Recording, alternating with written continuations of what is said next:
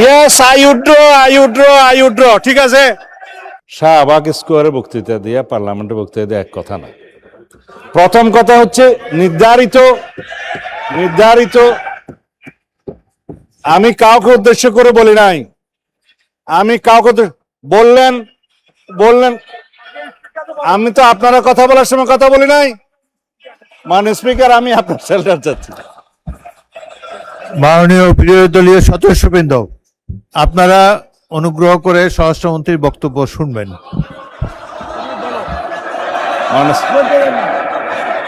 Yes, I Woodrow ঠিক আছে।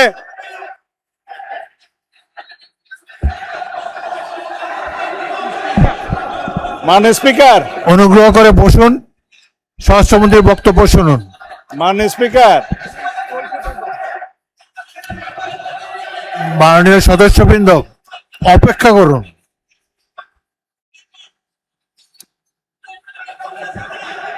মাননীয়,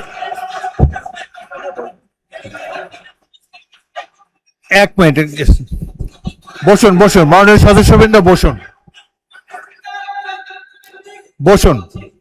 মাননীয়, জাস্ট হোল্ড অন প্লিজ, আমার কথা শুনুন, লিসেন টু মি।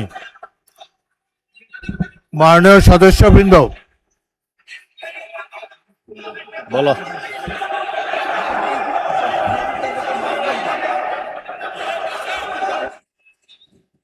হয়েছে তো, অনেকক্ষণ বলেছেন। এখন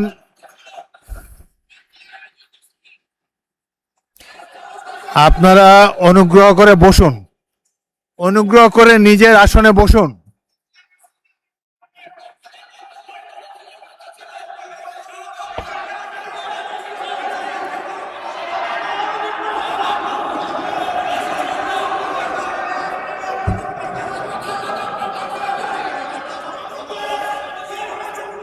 মাননীয় সংসদ সদস্যবৃন্দ,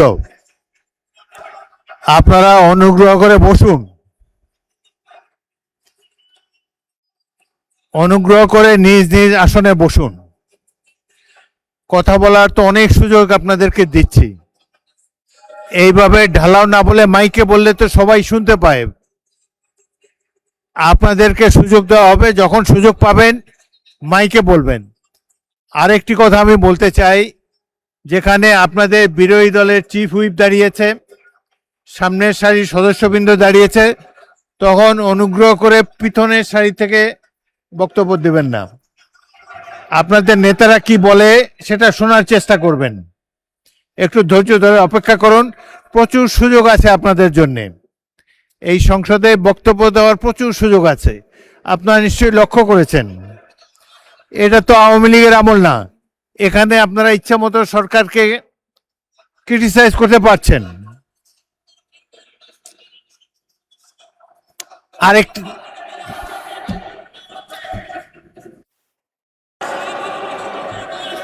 মাননীয় সদস্যবৃন্দ বসুন, প্লিজ অপেক্ষা করুন।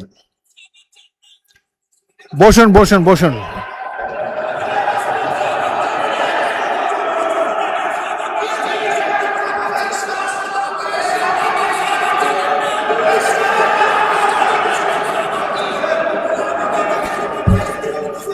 অনুগ্রহ করে নিজের আসনে বসুন।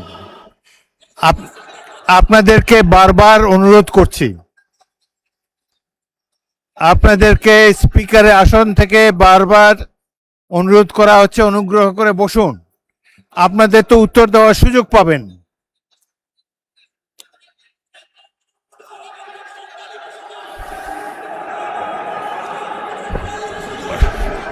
শোনেন,